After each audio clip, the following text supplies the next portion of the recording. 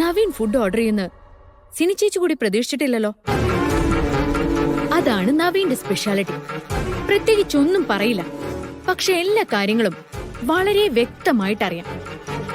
നവീൻ നമ്മളെ കെയർ ചെയ്യുന്നത് നമ്മൾ പോലും വളരെ വൈകിയാ മനസ്സിലാക്കാം.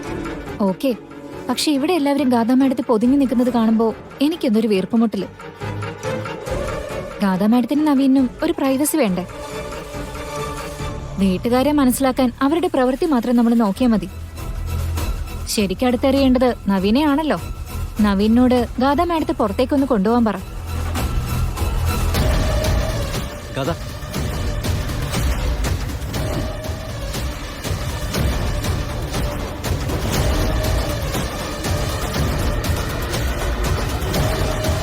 എന്താ രണ്ടുപേരും മാറിന്ന് സംസാരിക്കുന്നത്?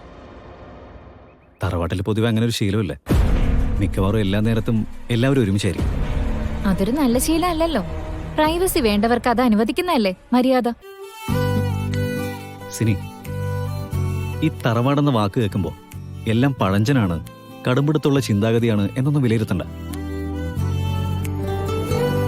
ഞാൻ എന്റെ കുടുംബത്തിൽ ശ്രദ്ധിച്ചിട്ടുള്ള ഒരു പ്രത്യേകത, എത്രയോ കാലങ്ങൾക്ക് മുമ്പേ സ്ത്രീകൾക്ക് കൃത്യമായ പ്രാധാന്യം കൊടുക്കുന്ന ഒരു തറവാട. മുത്തശ്ശിയെ കണ്ടില്ലേ? കുടുംബം നോക്കി നടത്തുന്നത് മുത്തശ്ശിയ. പിന്നെ അമ്മ. അമ്മയുടെ അഭിപ്രായങ്ങള് ആരും തള്ളിക്കളയാറുമില്ല. നവീൻ, പെട്ടെന്നിങ്ങനെ ഒതുങ്ങേണ്ടി വന്നതുകൊണ്ടായിരിക്കും ഐ ആം ഗെറ്റിംഗ് ബോർഡ്. ഇവിടെ എവിടെയെങ്കിലും തൊട്ടടുത്ത് കാണാൻ എന്തെങ്കിലും ഉണ്ടോ?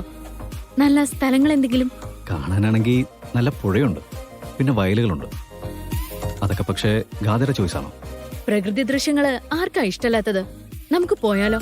അതിനെന്താ, ഞാൻ എല്ലാവരോടൊന്ന് പറയട്ടെ. അയ്യോ വേണ്ട വേണ്ട, അതൊക്കെ ഞാൻ പറഞ്ഞോളാം. നിങ്ങൾ പോയിക്കോ. Then let's go. ഓക്കെ.